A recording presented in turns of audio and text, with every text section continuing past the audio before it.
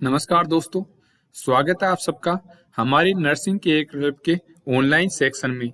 आज हम home health add के चैप्टर नंबर 8.2 पढ़ेंगे, जो है नहाना और त्वचा की देखभाल।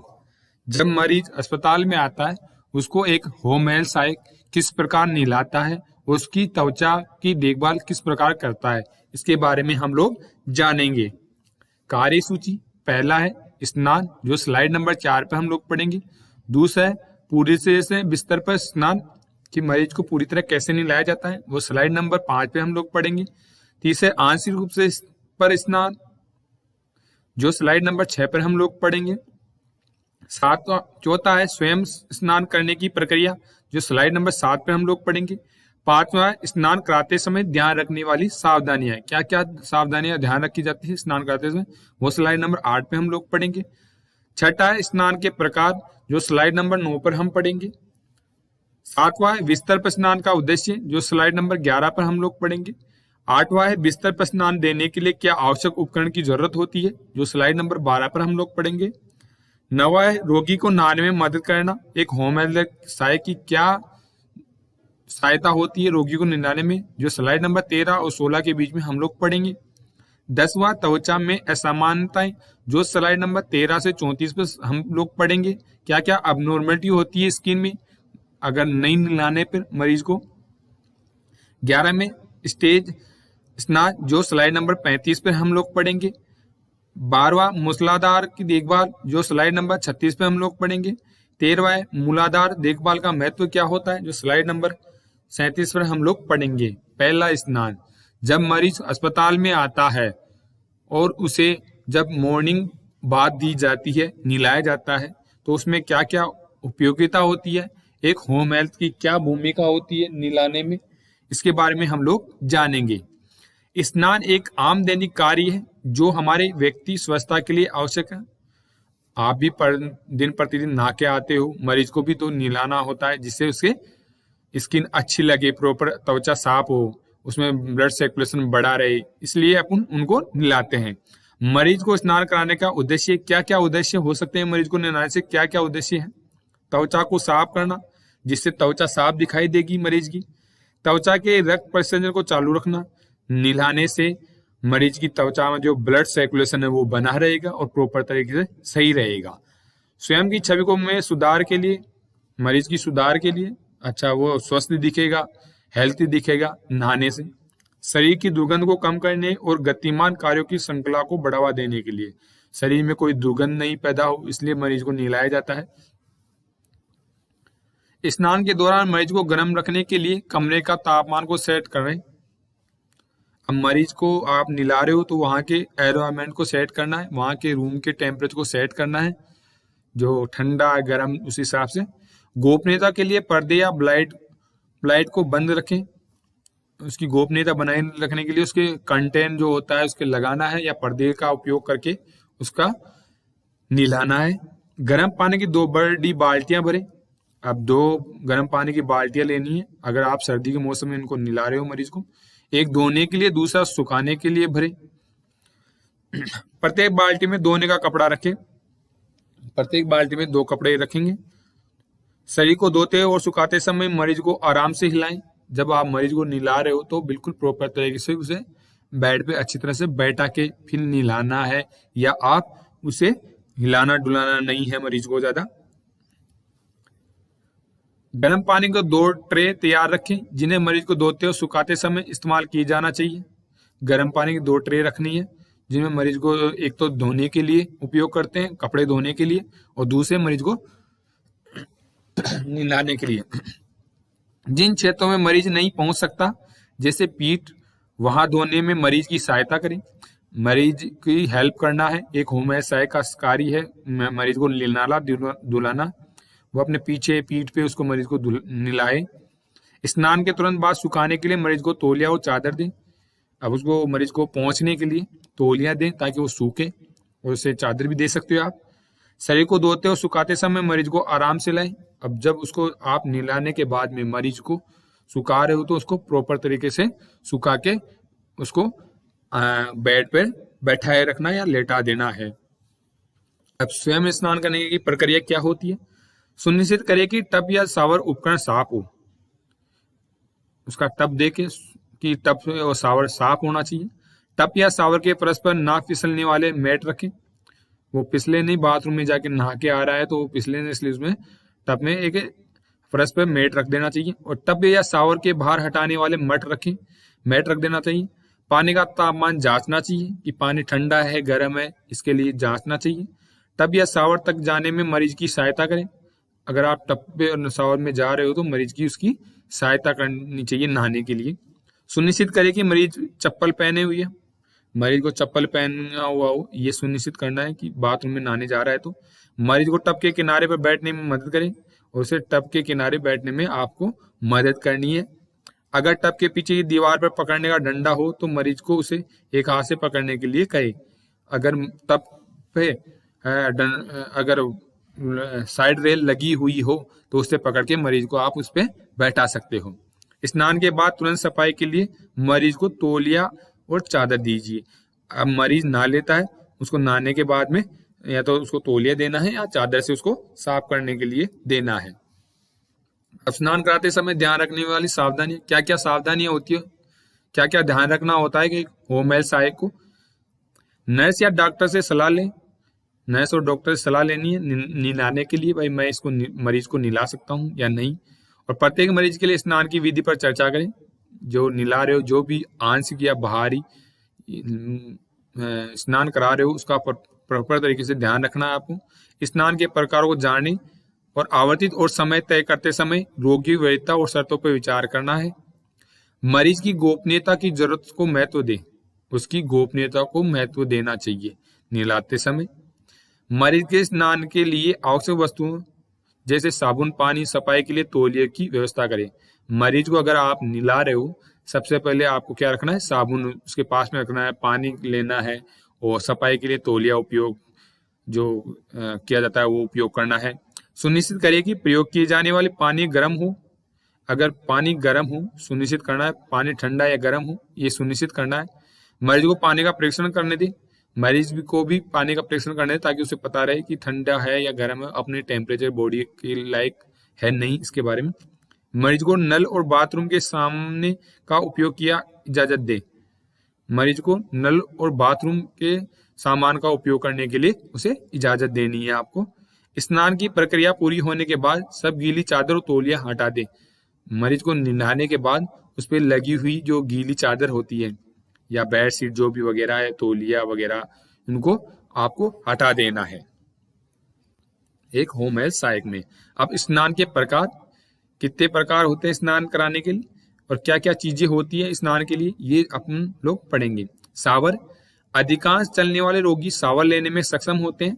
शारीरिक सीमाओं वाले मरीज वाटरप्रूफ कुर्सी का उपयोग कर शावर का इस्तेमाल कर सकते हैं। अगर कोई मरीज बाथरूम में ना जाके शावर में नहाना चाहता है तो उसे वाटरप्रूफ कुर्सी होते है उसका उपयोग करके उसे नहला सकते हो। एक होम हेल्थ सहायक उसकी नहलाने में हेल्प करता है। स्वयं सहायता, कुछ रोगी बिस्तर तक ही सीमित रहते हैं और इस प्रकार का स्नान आवश्यक स्वास्थ्य देखभाल प्रदान करता है। कुछ मरीज होते हैं जो बिस्तर पर ही नहाना पसंद करते हैं, उन्हें बिस्तर पर ही नहलाना है। ऐसा मरीज जो चल फिर नहीं सकता उसे बेड पे ही नहलाया जाता है, तो उसमें एक होम हेल्थ सहायक को हेल्प करनी चाहिए। पूर्ण रूप से बिस्तर पर स्नान करना, अब मरीज, ऐसा मरीज जो उठ भी नहीं सकता, लेटे लेटे नहला रहा है, उसको क्या करें, कौन सी चीजें चाहिए इसके लिए? देखभाल करता हूँ पूरी शरीर को धोने के साथ उन्हें रोगियों की मदद करता है जो बिस्तर पर सीमित रहते हैं। यानी कि एक होम हेल्थ सहायक उस मरीज को नहलाएगा जो वहां पे बेड पे ही लेटा है, उसे कोल्ड स्पंजिंग बाथ कहा जाता है, वो देगा। आंशिक रूप से स्नान, देखभाल करता केवल उन क्षेत्रों की सफाई करता है जो शरीर में परेशानी या गंध का कारण हो सकता है। प्रवेशी पार्ट जो होते हैं उनको आंशिक रूप से धोना चाहिए और अच्छी तरह से प्रॉपर तरीके से साफ करके उस पर पाउडर या क्रीम, लोशन जो भी होता है उसका सॉल्यूशन लगाना चाहिए। अभ्यास प्रश्न, स्नान के प्रकार कितने होते हैं? शावर, पूर्ण रूप से बिस्तर पर स्नान, आंशिक रूप से स्नान, उपयोग सभी होते हैं। अब बिस्तर पर स्नान का उद्देश्य, क्या क्या उद्देश्य होते हैं बेड पर नहाने का? त्वचा को साफ रखना, ताकि स्किन साफ रहे, इसलिए नहलाया जाता है। मरीज को आराम ताजा बनाए रखने के लिए, मरीज को हेल्थी बनाए रखने के लिए मरीज को नहलाया जाता है। परिसंचरण को उत्सर्जित करना, इस तरह त्वचा के माध्यम से उन्मूलन को बढ़ाया जा सकता है।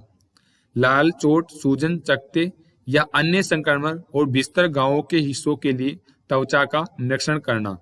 अगर मरीज के किसी प्रकार की चोट लगी हुई है, उसको देखना चाहिए, कोई सूजन तो नहीं है स्किन पे, ये चेक करना चाहिए। कोई चकत्ता हो या अन्य कोई संक्रमण हो, उसे प्रॉपर तरीके से एक होम्योपैथी को देख के नहलाना चाहिए मरीज को। मरीज की स्वयं की छवि और भावनात्मक और मानसिक भलाई में सुधार लाना।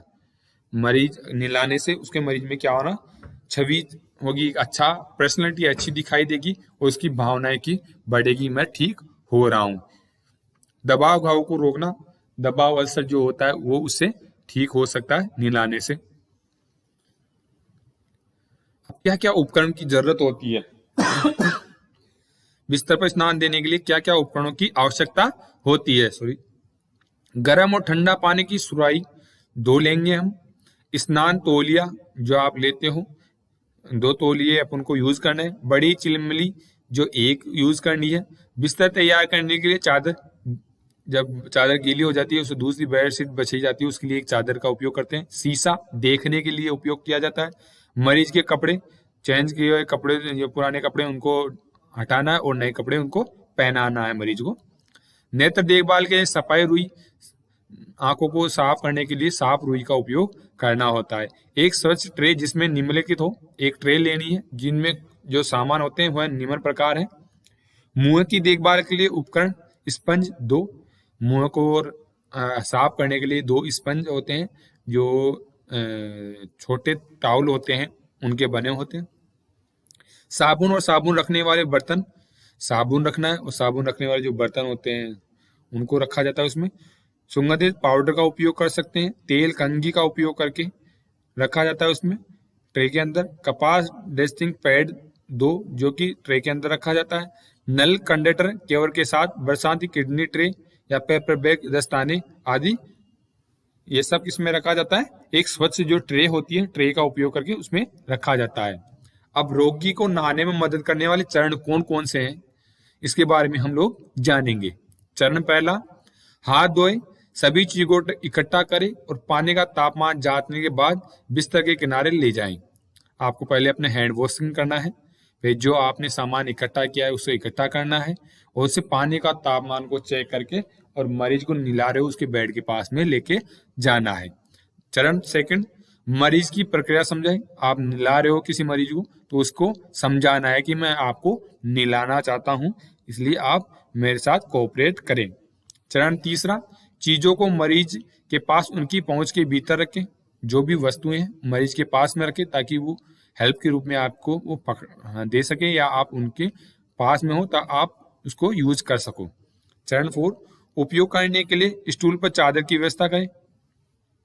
उपयोग करने के लिए आपको स्टूल पर एक चादर की व्यवस्था करनी है, चादर को रखना है। चरण 5 में मरीज को जांचे, फिर मरीज को जांच करनी है। चरण 6, मरीज को पूछे कि वह बिस्तर पैन चाहता है। अगर मरीज को पूछे कि वो बेड पान का उपयोग करना चाहता है, इसके बारे में मरीज को पूछना है। चरण 7, सभी उपकरण के कपड़े और मरीज के कपड़े हटा दें। अब उसके बाद में मरीज के कपड़े को हटाना है और जो भी गंदे कपड़े हैं उसको एक बाल्टी कंटेनर में डाल देना है।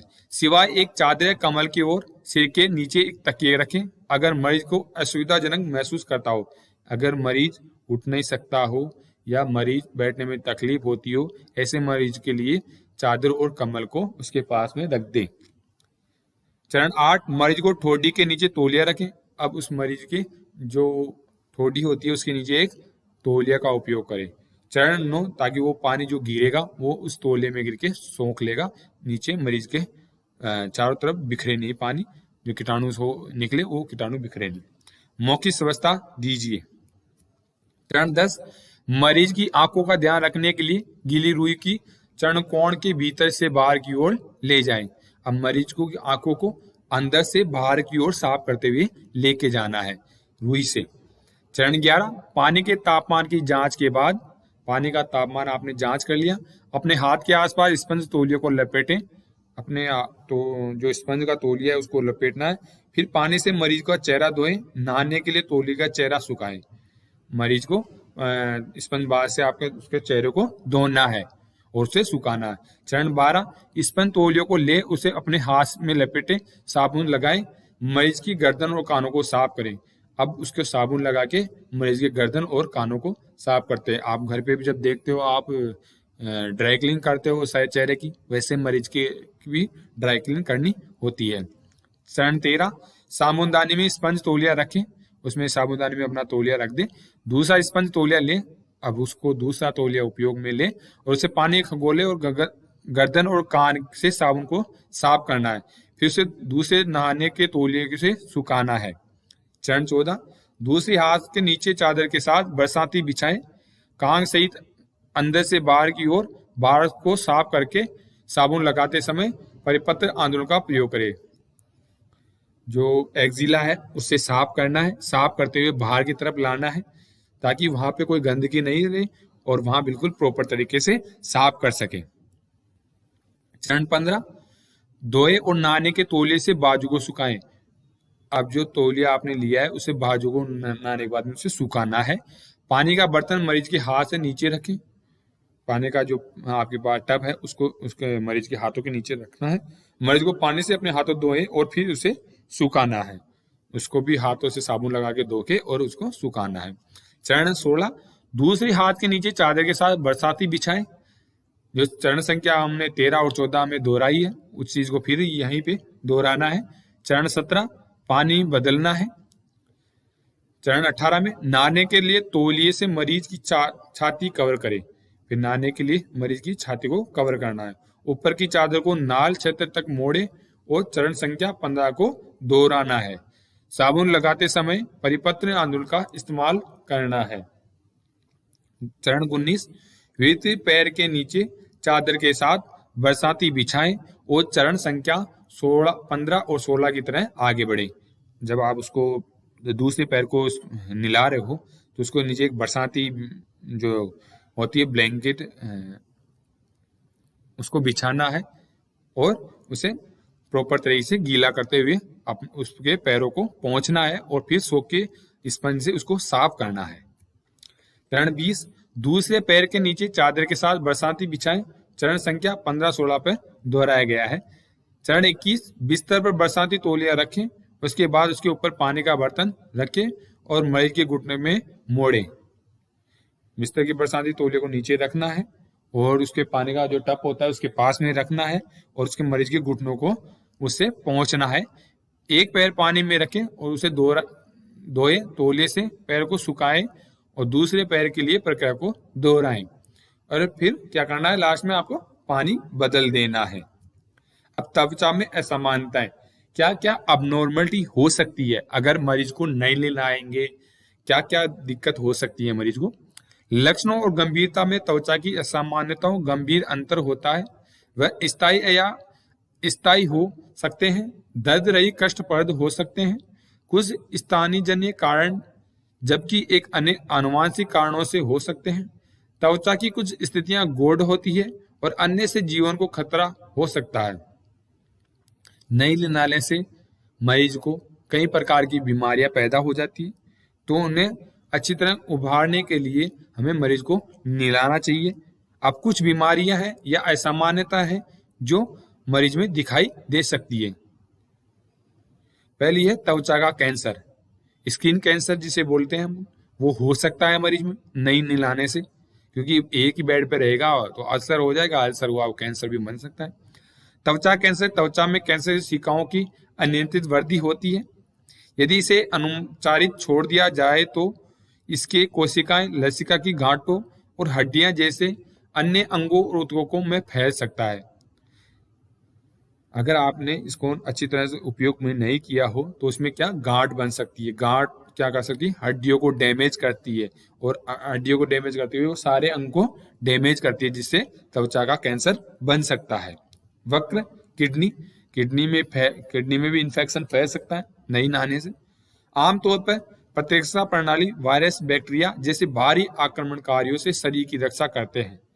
वक्र जैसे रोग के मामले में प्रतिरक्षा प्रणाली गलती से शरीर पर हमला करते हैं और स्वच्छ ऊतकों और अंगों को नुकसान पहुंचाते हैं। गुर्दे, तंत्रिका तंत्र, रक्त वाहिकाओं और त्वचा के लिए वक्र समस्या पैदा कर सकते हैं। जब आप मरीज को नहीं नहलाओगे तो जो टिश्यू है वो उस पर बैक्टीरिया हैवी हो सकते हैं, क्योंकि वहां आप नहीं नहला रहे हो और उसके स्किन पे बैक्टीरिया बढ़ते जा रहे हैं, तो वो पूरी बॉडी को कवर कर लेते हैं और कवर करते हुए गुर्दे, तंत्रिका तंत्र को, रक्त वाहिका, जो ब्लड सर्कुलेशन को, सबको कवर करके उनको नष्ट कर सकते हैं, उनमें इन्फेक्शन फैला सकते हैं। रक्त वाहिका बुध। रक्त वाहिका बुध एक ग्रह केसरीय वर्दी है जो रक्त वाहिकाओं के असामान्य संग्रहण के कारण बनती है। ये केसरीय वर्दी होती है जिसमें कैंसर फैल सकता है नहीं नहलाने से। वे अक्सर त्वचा या आंतरिक अंगों, विशेष रूप से जिगर पर पाए जाते हैं। ये शरीर पे पाए जाते हैं। आमतौर पर वे जन्मजात होते हैं। ये जन्मजात भी हो सकती है बीमारी, जिसका मतलब है कि ज्यादातर लोगों में उनके गर्भ में रहने पर ही ये जन्म से पहले विकसित हो सकता है। मुहासे, मुंह में अल्सर हो जाना।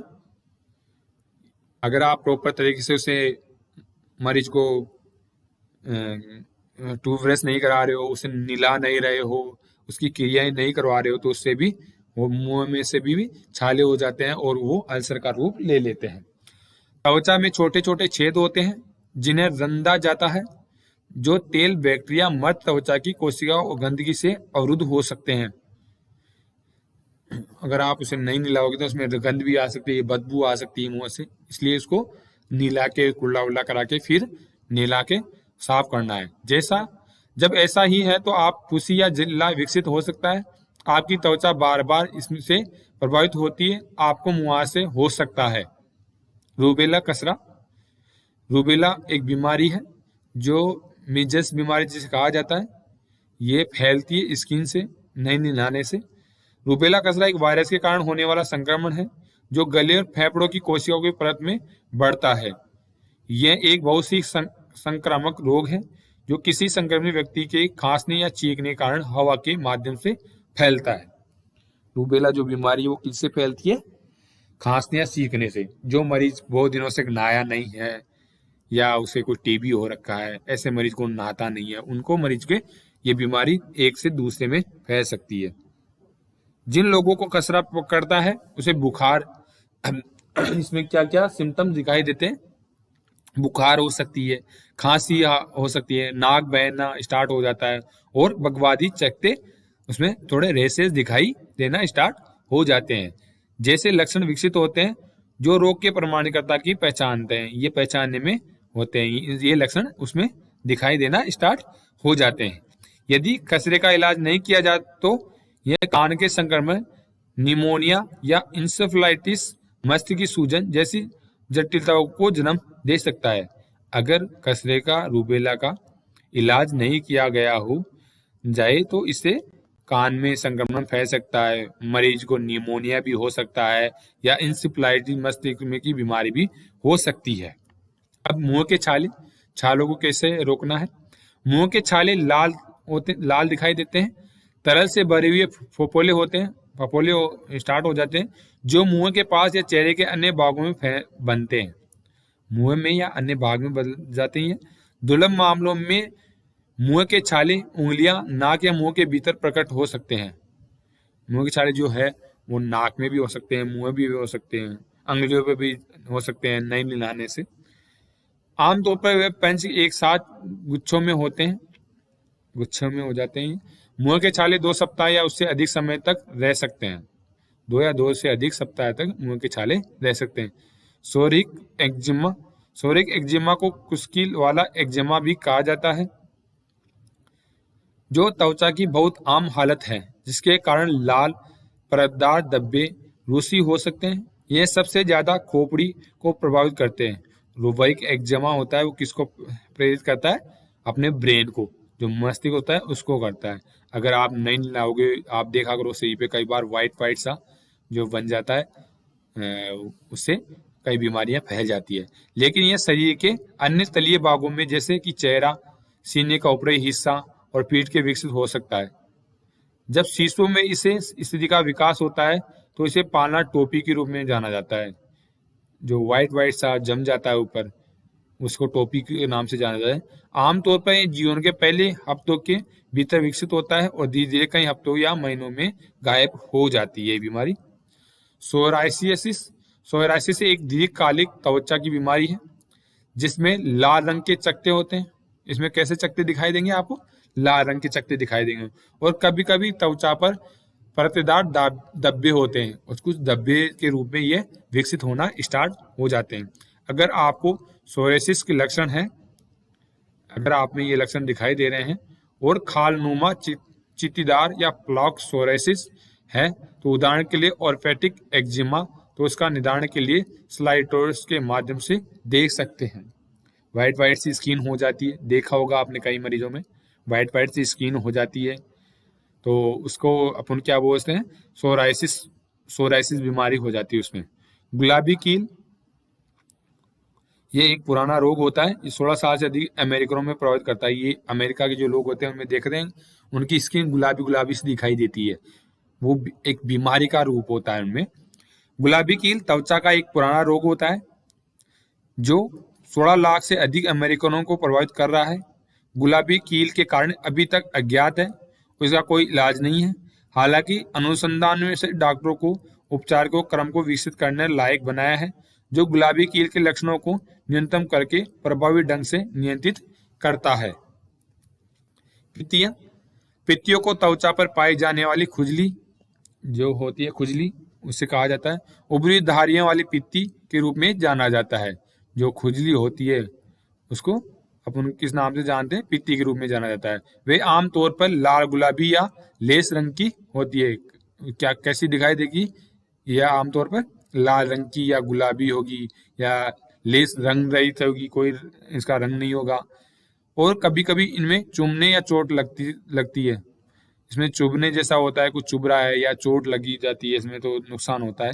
ज्यादातर मामले में पित्ती की दवाई भोजन की प्रक्रिया या फिर प्रकोपों की प्रक्रिया के कारण होती है। भोजन नहीं खाने से या दवाई नहीं लेने से ये बीमारी बहुत ज्यादा फैल जाती है।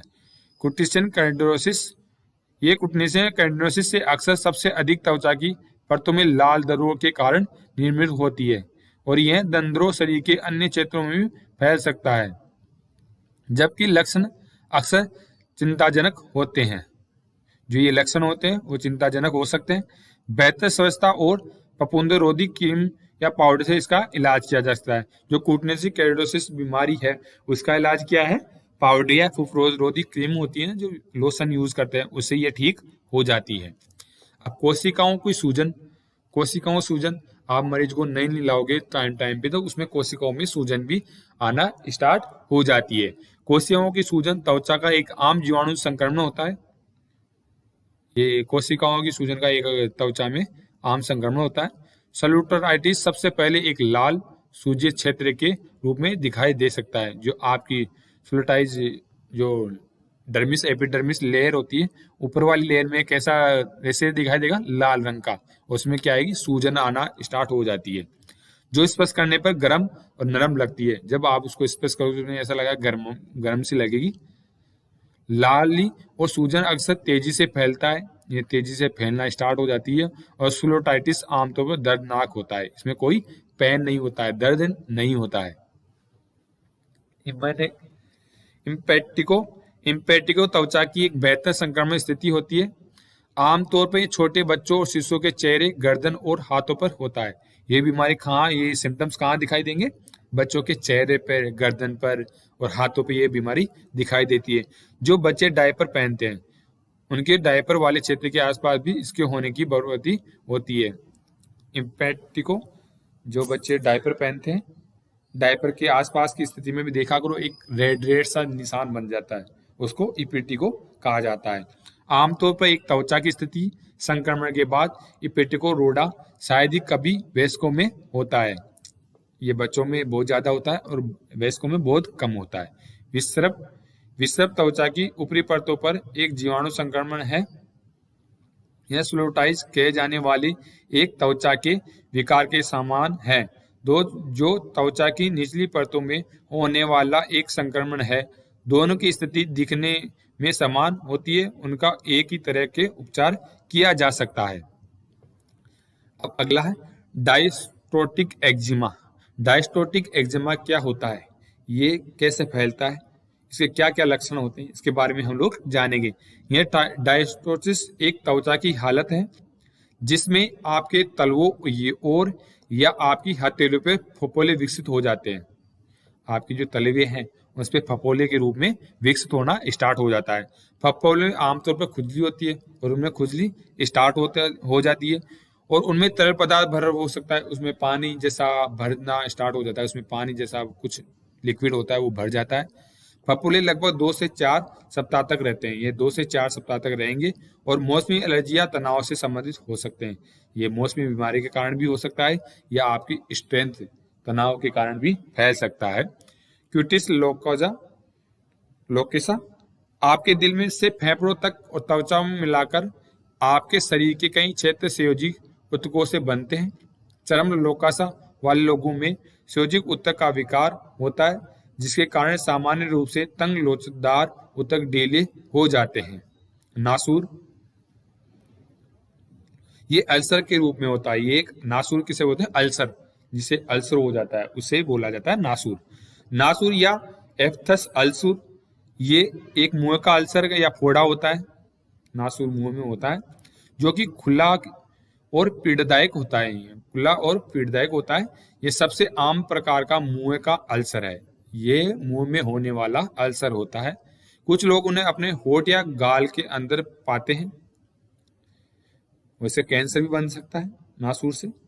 वे आमतौर पर सफेद या पीले होते हैं। ये कैसा दिखाई देगा, इसमें रंग कैसा होता है, सफेद या पीला रंग दिखाई देगा और लाल सूजन हुए मुलायम ऊतकों से घिरे होते हैं। ये लाल रंग का दिखाई देगा जिसमें मुलायम ऊतक टिश्यू डैमेज हो जाते हैं।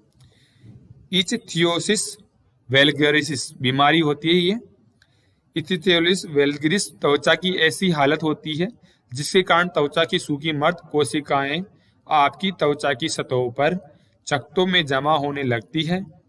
ये कहाँ होती है, त्वचा जो होती है, स्किन होती है, उसकी चकता स्टार्ट हो जाता है, व्हाइट सा पेजेस बनना स्टार्ट हो जाता है।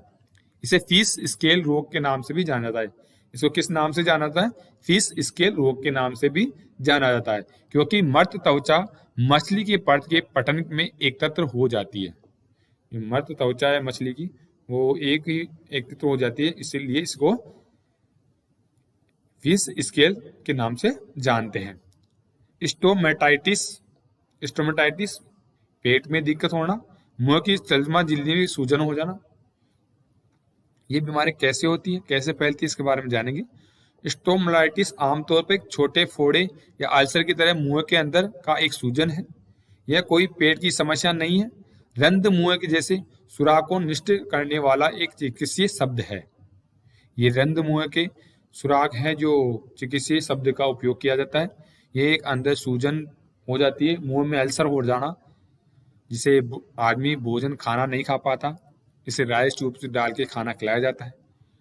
डर्मेटोमायोसाइटिस बीमारी है। ये डर्मेटोमायोसाइटिस बीमारी सूजन की एक दुर्लभ बीमारी है। डर्मेटोमायोसाइटिस के सामान्य लक्षण में त्वचा विशिष्ट चकत्ते, मांसपेशियों में कमजोरी हो जाना और जलनयुक्त मांसपेशी या मांसपेशी की सूजन शामिल है। अब इसमें डर्मेटोमायोसाइटिस में क्या लक्षण दिखाई देंगे, उसमें चकत्ते दिखाई देना स्टार्ट हो जाते हैं, मांसपेशियों में सूजन हो जाना, मानी स्वेलिंग, जो स्किन देखोगे आप उसी स्वेलिंग स्टार्ट हो जाती है, जलयुक्त मांसपेशी बन जाना, यानी उसमें पानी जैसा भर जाता है फ्लूइड। यह केवल 3 सूजन वाली ज्ञात मांसपेशियां में से एक है। डर्मेटोमायोसाइटिस वयस्क और बच्चों दोनों को प्रभावित करती है। किस किस को प्रभावित कर सकती है, बच्चों को भी कर सकती है, बड़े आदमी होते हैं ओल्ड एज वाले, उनको भी ये ग्रसित कर सकती है। इस हालत का कोई इलाज नहीं है, लेकिन लक्षणों का प्रबंधन किया जा सकता है। नाखून का फफूंदी संक्रमण। फफूंदी के संक्रमण शरीर के किसी भी हिस्से को प्रभावित कर सकते हैं। नाखून का जो फफूंदे है, नाखूनों में जो फफूंदे हो जाते हैं, वो किसी भी हिस्से को प्रभावित कर सकते हैं, क्योंकि आप जब कुचलोगे तो कोई से भी स्थान को काट सकते हैं, वहां पे बैक्टीरिया फैला सकते हैं। विभिन्न बैक्टीरिया के साथ आमतौर पर शरीर के ऊपरी फफूंदे भी मौजूद होते हैं। जब फफूंदे का अधिक बढ़ना शुरू होता है तो आपको संक्रमण हो सकता है। मोलस्क में कैंटेजियोसम, मोलस्क में कैंटोजियम एक वायरस के कारण होने वाला त्वचा का संक्रमण है। मोलस्कम कैंटोजेनियम नामक का वायरस आपकी त्वचा की ऊपरी परत पर सौम्य उठे हुए घावी या उबार को पैदा कर सकता है। यानी कि ये मोलस्कम कैंटोजियम जो बीमारी है ये त्वचा का संक्रमण होता है, ये स्किन का ही संक्रमण है।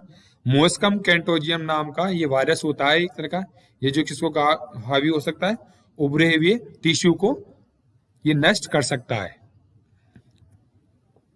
अब त्वचा में असामान्यताएं क्या क्या हो सकती है और बीमारी, पाइलोनिकल साइनोसिस, पाइलोसाइनोसी पीएनएस जिसे कहा जाता है, एक छोटी फूटी या फोड़ा होता है, ये एक फोड़े के रूप में होती है जिसे आप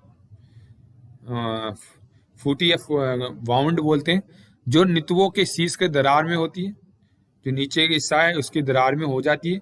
पीएनएस में आमतौर पर बाल, गंदगी, मलबा शामिल होता है। ये इसमें के अंदर क्या है, वहाँ बाल होते हैं ना, इसलिए बाल में वहाँ गंदगी अच्छी तरह से प्रॉपर तरीके से साफ नहीं कर पाते या मलबा जमा रहता है, इसके कारण ये बीमारी फैलती है। इसमें गंभीर दर्द हो सकता है, अब इससे दर्द होता है, वाइट वाइट सी पेज दिखाई देना स्टार्ट होता है, वो संक्रमित हो सकते हैं, अक्सर संक्रमित हो सकते हैं। यदि यह संक्रमित हो जाए तो इससे मवाद और खून रिस सकता है, यह दुर्गंध आ सकती है। अब उस स्थान पे क्या आना स्टार्ट होती है, मवाद आना स्टार्ट हो जाती है, खून आ सकता है, उसमें दुर्गंध आना स्टार्ट हो जाती है। अधिवती पैर के नाखून, जो पैर के नाखून में बीमारी होती है वो कौन सी होती है, अतिवंदी जिसे बोला जाता है।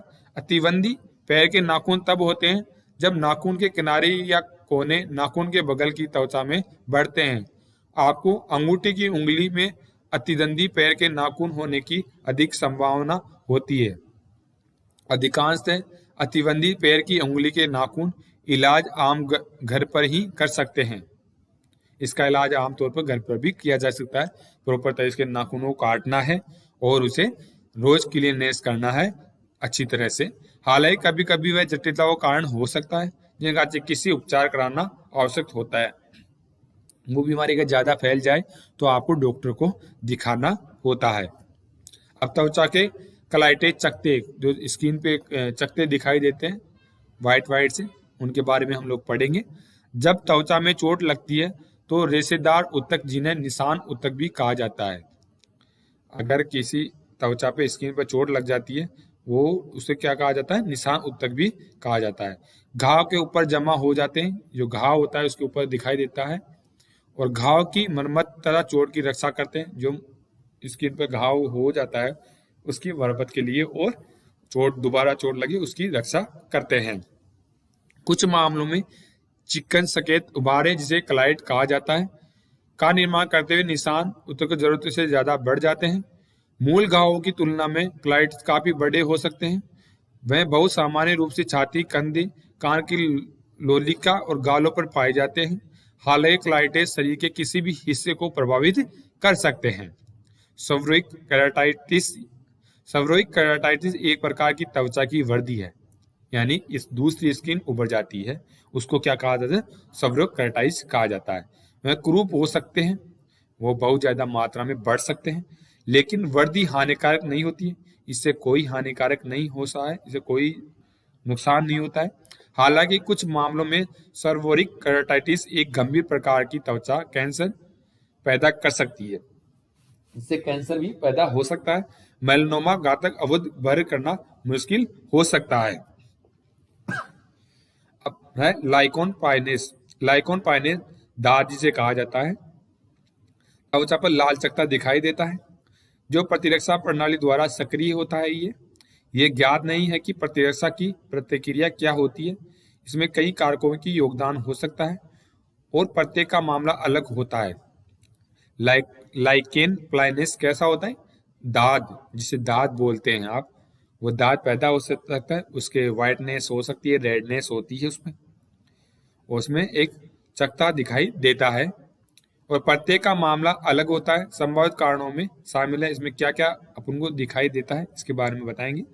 विषाणु संक्रमण हो सकता है, उसमें एलर्जी भी हो सकती है, खुजली चलती है दाद में, तनाव, उसमें स्ट्रेंथ, स्किन खचती है, अनुवांशिक कुछ मुआद भी निकलना स्टार्ट हो जाती है, अब है अगला एक्जिमा। एक्जिमा जहाँ खुजली स्टार्ट होती है रेक्टम में, वहां पे त्वचा में खुजली और सूजन के धब्बों सहित एक्जिमा त्वचा की एक आम हालत होती है। इसमें सामयिक डेमेटाइटिस के रूप में जाना जाता है। यह कहाँ होती है? खुजली के रूप में और एक सूजन के रूप में धब्बा दिखाई स्टार्ट हो जाता है। ये सामयिक डेमेटाइटिस के रूप में इसको जाना जाता है। यह शिशु और छोटे बच्चों में बहुत आम है। ये छोटे बच्चों में ज्यादा फैलती है। यह शिशुओं के चेहरे पर और साथ ही बच्चों, किशोरों और वयस्कों की कोहनी के अंदर, घुटनों के पीछे होती है। ये कहाँ कहाँ दिखाई देगी बच्चों में और बड़ों में? कोहनी और घुटनों के बीच में ये बीमारी दिखाई देती है। फेमिंगोगाइटिस। फेमिंगोगाइटिस सर ऑटो प्रतिरक्षा विकार है। ये ऑटो प्रतिरक्षा बीमार है जो बच्चे सहित किसी भी उम्र के लोगों में विकसित हो सकती है। ये बच्चों में नहीं, बड़ों में, ओल्ड एज वाले लोगों में, उनमें भी हो सकती है, लेकिन बुजुर्ग को सबसे अधिक प्रभावित करती है। सबसे ज्यादा ये इफेक्ट किसको करती है? जो बुजुर्ग लोग होते हैं उनको ये इफेक्ट करती है। फेमिंगोगाइटिस प्रतिरक्षा प्रणाली की खराब के कारण होती है। ये खराबी के कारण, प्रतिरोधक इम्यूनिटी पावर की प्रणाली के कारण खराब हो सकती है। इसका परिणाम टांग, हाथों, पेट की त्वचा पर चकत्तों के और फोपनों के रूप में दिखाई देता है। इसमें क्या सिम्टम्स दिखाई देता है? टांगों पर दिखाई देता है, हाथों पर दिखाई देता है, और पेट की जो त्वचा होती है, स्किन होती है, उस पर ये सिम्टम्स दिखाई देना स्टार्ट होती है। मुंह के छाले। मुंह के छालों को नासूर के घाव के रूप में जाना जाता है। यह आमतौर पर छोटे दर्दनाक घाव होते हैं। ये कैसे होते हैं? छोटे और दर्दनाक घाव होते हैं जो आपके मुंह में या मसूड़े के आधार पर विकसित होते हैं। ये मुंह में और मसूड़े के रूप में विकसित होते हैं। वे खाने पीने और बातचीत के असुविधाजनक बना सकते हैं। इसको असुविधाजनक बना सकते हैं। दांत खुजली। दांत खुजली आप आमतौर सभी लोग जानते हैं इसको, जो सभी के हो जाती है। इसको कैसे, क्या क्या सिम्टम्स दिखाई देंगे, इसके बारे में हम लोग जानेंगे। दांत या बैरसिया दांत तब होता है जब निष्क्रिय चेचक का वायरस के, कौन कौन सी बीमारी, या तो चेचक का वायरस हो जाए, छोटी चेचक हो जाए, कि दाद हो जाए, आपको तंत्रिका ऊतकों में पुनः सक्रिय कर दिया जाता है। यानी कि उनको पुनः सक्रिय कर देती है, टिश्यू को सक्रिय कर देती है, जिसके कारण आपके दांत और फेसिया स्टार्ट हो जाती है। दांत के प्राथमिक लक्षणों को सुनजुनी और स्थानीय स्तर पर दर्द होना शामिल है। इसमें दर्द भी होता है, खुजली चलती है दांत में। वह अब स्नान के दौरान निरीक्षण करें और निम्न में से किसकी भी रिपोर्ट के बारे में सूचना करें। अब क्या क्या चीजें हैं जिनको आपको सूचना करनी है? पहला है तापमान। गर्म त्वचा का मतलब बुखार। अगर गर्म त्वचा है तो उसकी बुखार है, और ठंडी त्वचा का मतलब होता है खराब रक्त का संचार हो सकता है। अगर किसी की बॉडी का टेम्परेचर हैवी हो तो उसको कहा जाता है बुखार। अगर किसी की बॉडी टेम्परेचर ठंडी हो तो उसमें क्या हो रहा है? रक्त स्राव की मात्रा कम चल रही है। संवेदनशील दर्द, कोमलता, खुजलियां, जलन हो सकती है उसमें। असामान्य परिस्थितियों में गंध का कारण बन सकती है, गंध का कारण भी बन सकती है। संक्रमण या गुर्दे की बीमारी भी हो सकती है, या शारीरिक निवेन, मूत्र, मल, पसीने की गंदगियों द्वारा स्रावित पसीने से हो सकता है। जैसे ऐसे पार्ट जहां पर अपन बिल्कुल प्रॉपर तरीके से साफ नहीं कर पाए हो, जैसे मूत्र हुआ, मल हुआ, ऐसी जगह पसीने ज्यादा आते हैं, तो वहां पर आपको प्रॉपर तरीके से सफाई करनी, ताकि गंदगी नहीं फैले और वहां पे कोई इन्फेक्शन ना हो। इसलिए इसकी सफाई जरूरी होती है। जरूरी है। बनावट। अब कैसी बनावट होनी चाहिए? स्किन सफाई करने से कैसी बनावट दिखाई देगी? चिकनी चिकनी और लोचदार या सूखी और कठोर हो सकती है।